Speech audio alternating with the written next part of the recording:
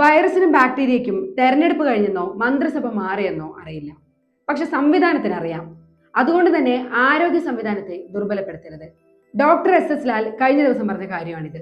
ശരിയാണ്, ആര് ഭരിച്ചാലും രോഗങ്ങൾ വരും. ഭരിക്കുന്നത് LDF ആണോ UDF ആണോ എന്ന് വൈറസിനും ബാക്ടീരിയയ്ക്കും അറിയില്ല. അതുകൊണ്ട് രോഗങ്ങൾക്ക് രാഷ്ട്രീയമില്ലെന്ന് പറയാൻ വരട്ടെ. ഉണ്ട്. നിപ്പ തന്നെ ഉദാഹരണമായി എടുക്കാം. എന്താണ് നിപ്പയുടെ രാഷ്ട്രീയം? 2018 കേരളത്തിൽ ആദ്യമായി നിപ്പ സ്ഥിരീകരിച്ചത്. ആ വർഷം 17 പേരാണ് നിപ്പ ബാധിച്ച് മരണപ്പെട്ടത്. പക്ഷെ ലോകത്ത് തന്നെ നിപ്പ പടർന്നു പിടിച്ച സംഭവങ്ങളിൽ ഏറ്റവും കുറവ് മരണം രേഖപ്പെടുത്തിയത് കേരളത്തിലാണ്. രോഗനിർണയത്തിലും മുൻകരുതലിലും കേരളം കൈവരിച്ച മുന്നേറ്റം തന്നെയാണ് മരണസംഖ്യ റെക്കോർഡ് ലോ ആയി പിടിച്ചു നിർത്താൻ നമ്മളെ സഹായിച്ചത്. പക്ഷേ ഒരു കുഴപ്പമുണ്ട്. 2018 മുതൽ ഏതാണ്ട് എല്ലാ വർഷവും കേരളത്തിൽ നിപ്പ ബാധ ഉണ്ടായിട്ടുണ്ട്. ഒരു നിപ്പ കേസെങ്കിലും ഉണ്ടാകാതെ ഒരു വർഷം പോലും കടന്നുപോയിട്ടില്ല. അതുകൊണ്ട് എന്താണ് സംഭവിച്ചത്? നിപ്പയെ കുറിച്ച് കുറേയേറെ കാര്യങ്ങൾ നമ്മൾ പഠിച്ചു. എന്നാൽ നമ്മൾക്ക് മനസ്സിലായതിലും എത്രയോ കൂടുതൽ കാര്യങ്ങൾ ഇനിയും നമുക്ക് അറിയാത്തതായുണ്ട്. പറഞ്ഞു വന്നത് നിപ്പയ്ക്ക് രാഷ്ട്രീയമുണ്ട് എന്നാണല്ലോ. ഈ വർഷം എന്താണ് സംഭവിച്ചത്? നിപ്പ സ്ഥിരീകരിച്ചതിന് ശേഷമാണ് ഒരു വിവരം പുറത്തു വരുന്നത്. നിപ്പയുടെ മരുന്ന് സ്റ്റോക്ക് ഇല്ല. അങ്ങനെ സംഭവിച്ചത് എന്തുകൊണ്ടാണ്? അവിടെയാണ് നമ്മൾ നേരത്തെ പറഞ്ഞ രാഷ്ട്രീയം കിടക്കുന്നത്. ഓരോ വർഷവും നിപ്പ വരുന്ന സമയം നമുക്കറിയാം. എല്ലാ വർഷവും മെയ് മുതൽ സെപ്റ്റംബർ വരെയാണ് കേരളത്തിൽ ഇതുവരെയും നിപ്പ ബാധ ഉണ്ടായിട്ടുള്ളത്. അതായത് മെയ് മാസം തുടങ്ങുമ്പോൾ തന്നെ നിപ്പയെ നേരിടാൻ ആവശ്യമായ മുൻകരുതലുകൾ നമുക്ക് ഉണ്ടാകണം എന്നർത്ഥം. നിപ്പ ഒരു സീസണൽ രോഗമാണെന്ന് എങ്ങനെയാണ് കണ്ടെത്തിയത്? ഈ മേഖലയിൽ പ്രവർത്തിക്കുന്നവർ നിരന്തരമായ പഠനങ്ങളിലൂടെ എത്തിച്ചേർന്ന ഒരു നിഗമനമാണിത്. എന്തുകൊണ്ട് മെയ് മുതൽ സെപ്റ്റംബർ വരെ? പഴന്തീനി വവ്വാലുകളുടെ പ്രജനനകാലം കൂടിയാണിത്. അതുമാത്രമല്ല, കേരളത്തിലെ ഫ്രൂട്ട് സീസൺ കൂടിയാണ് ഇക്കാലം. ഇപ്പോൾ ജൂൺ ആയിട്ടേ ഉള്ളൂ.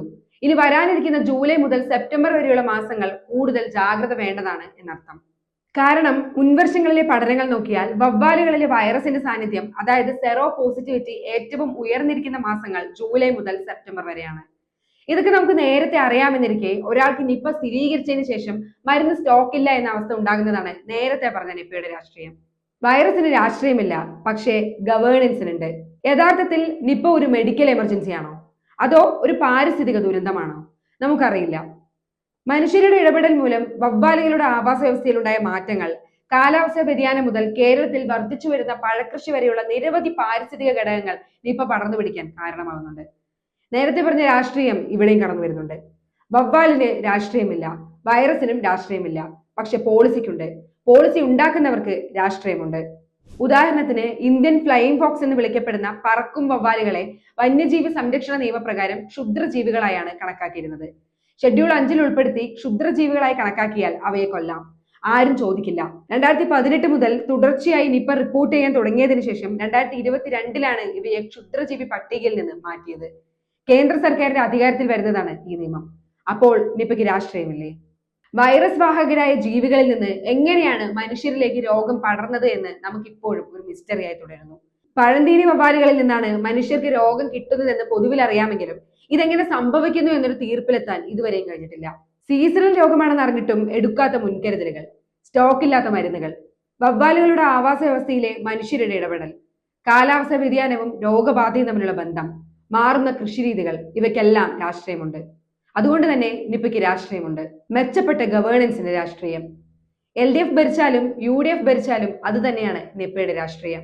സർക്കാർ ആശുപത്രികളിൽ മരുന്ന് സ്റ്റോക്ക് ഇല്ലാതെ വരുന്നത്, മരുന്ന് വിതരണ കമ്പനികൾക്ക് കൊടുക്കാനുള്ള തുകയിൽ വൻതോതിൽ കുടിശ്ശിക വരുന്നത്, സ്വകാര്യ ആശുപത്രികൾ ബ്ലാക്ക് സ്റ്റോണും KRRും പോലുള്ള ബഹുരാഷ്ട്ര ഭീമന്മാർ കൈയടക്കുന്നത്, ഇതെല്ലാം രാഷ്ട്രീയമാണ്. വൈറസിനും ബാക്ടീരിയയ്ക്കും ഇതൊന്നും അറിയില്ല, പക്ഷെ നമുക്കറിയാം. അതുകൊണ്ട് തന്നെയാണ് പറയുന്നത് രോഗബാധയ്ക്ക് രാഷ്ട്രീയമുണ്ട്. അതില്ലെന്ന് പറഞ്ഞ് ഒഴിയരുത്.